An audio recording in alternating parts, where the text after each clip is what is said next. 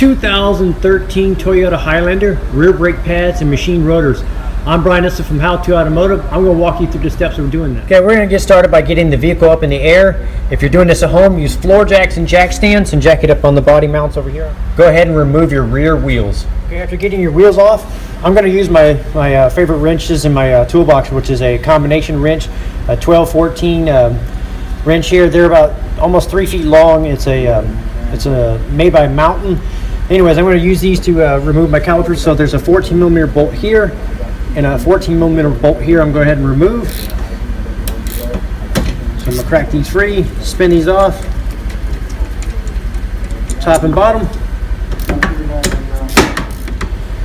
Okay, once you get the bolts removed, now you can take the caliper off. What I like to do is just set it up here on top of the suspension like that. Now on the back side here of this bracket, there's going to be a 17mm bolt here and here that you're going to remove. And I'm also going to use my my combination wrenches made by Mountain. This one's a 17-19. I'll leave a link in the description of the video for these wrenches. They're amazing. Definitely recommend you guys pick up a set of these. So I'm going to crack these free, top and bottom, and take the bracket off. Now I'm going to set the bracket aside for right now, and we'll prep this in a little bit. So now we need to get the rotor off, and you want to make sure that the park brake is not set and it spins freely. So what we're going to do to get the rotor off is I'm going to use a 8x125 bolt, and there's a couple threaded holes in the rotor here, so you're going to thread it in. Then I'm going to screw the bolt in, and that's going to pull the rotor off.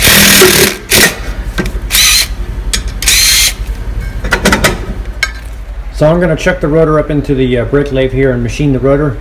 Most likely you guys are not going to have a brake lathe, and so what you're going to do is take your rotor down to your local repair shop and tell them what year, make, model the rotor came off of, and they'll measure it out for you, and then they can also machine it for you. And you can also just replace the rotors. A lot of times the rotors themselves are relatively inexpensive, and you can swap them out for almost the same price you would pay in labor to have them machined. So after machining our rotor, we need to slide it back on, and we need to adjust the park brake. So on the park brake shoes here, they have a little adjuster wheel here. So you'll spin it one way and it'll spread the pads, and you'll adjust it the other way and it'll make the pads more narrow. So that's how you adjust it. And the way we're going to do that, on your rotor, there's going to be a little rubber plug like this. You're going to pop the plug out.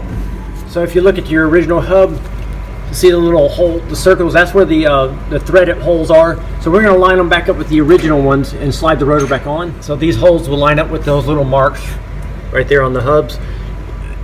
And the reason why we do that is there's a hole, especially that goes through the rotor.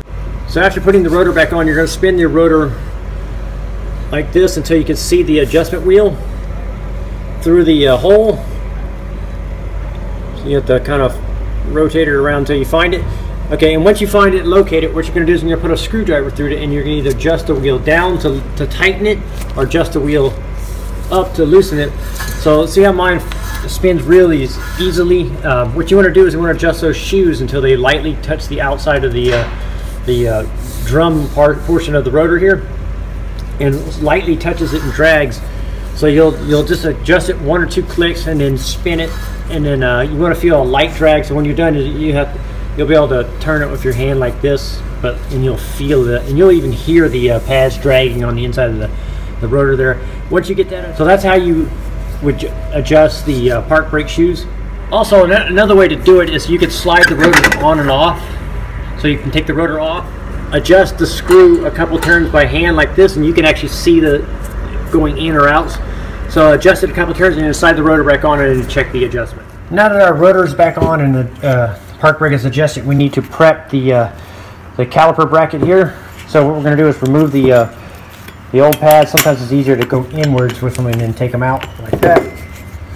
So you're going to remove the inner and outer pads, and I just kind of set them the way they come off like this, off to the side like that.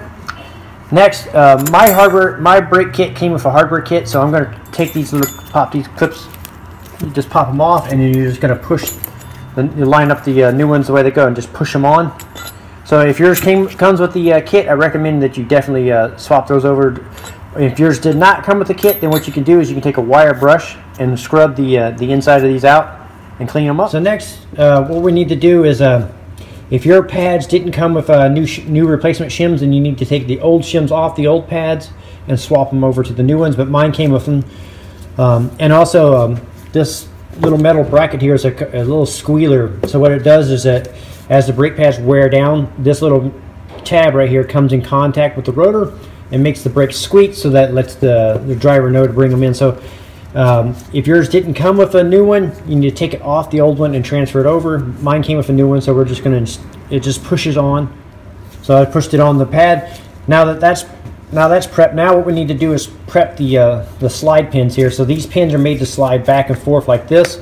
On this particular one, they're moving pretty freely, but on a lot of times they get gummed up and they stick. So the way we prep them is we peel this little boot back with your fingers or a screwdriver, and then once you peel the boot back like that, the pin will come out completely. You're going to wipe off all the old grease, and you're going to put a fresh layer of new grease on it. And here at the shop we use a product called Seal Glide. It's specially designed for brakes. It doesn't break down with heat and stuff. So you're going to wipe the old ones off, put a thin layer on there. After putting a thin layer of fresh grease in there, you're going to reinstall it back into and you're going to work that grease back and forth. And then once you get it nice and moving freely, now you push it in as far as you can, and then push this boot back over the little lip. And you'll do that for top and bottom. Okay, now that our caliper bracket's all prepped and ready to go back on, what I'm going to do next is put a little bit of this blue thread locker on the bolts here. And what this is like a glue that goes onto the threads, and that helps prevent the bolts from vibrating loose and coming back off. So I recommend you put a little bit of that on there on your threads, and then we're going to screw it back on. I will leave a link in the description for the thread locker, also for the brake pads and rotors if you need rotors. Sometimes it's cheaper to actually replace the rotors than it is to machine them. So I'll leave links in the description of this video for all the parts and products that I use in this. So now I'm going to slip this back over the rotor like this, and install the two bolts and tighten them down. I'm going to torque them down to 76 foot-pounds. So I'm going to use my torque wrench here, and I'm going to torque these down. And I'll leave a link in the description also for in the video for the torque wrench also.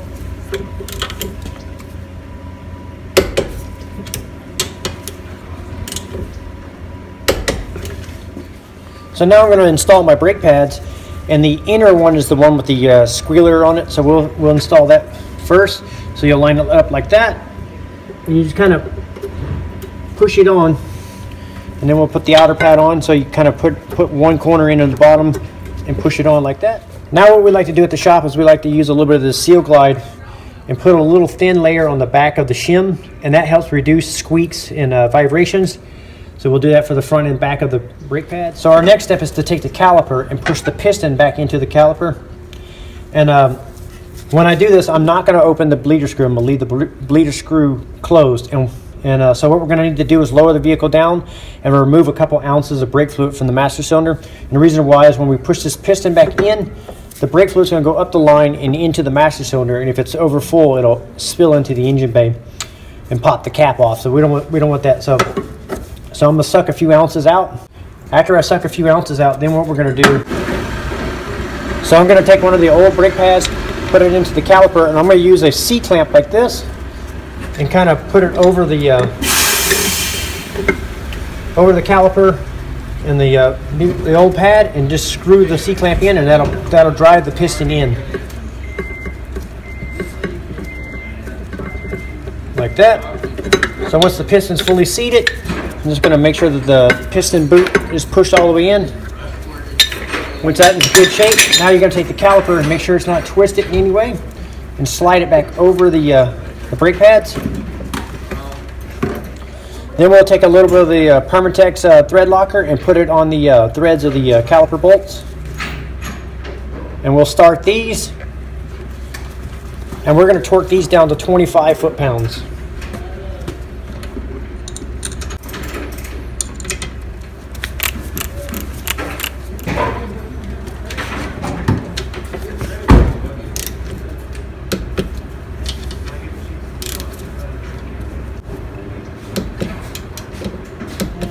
So after torquing the caliper back on, you can go ahead and put your wheel back on, torque it down to 76 foot-pounds. Then you're going to lower the vehicle down, and you're going to pump the brake pedal 6 or 7 times. And what that's going to do is pump all the fluid back into the caliper.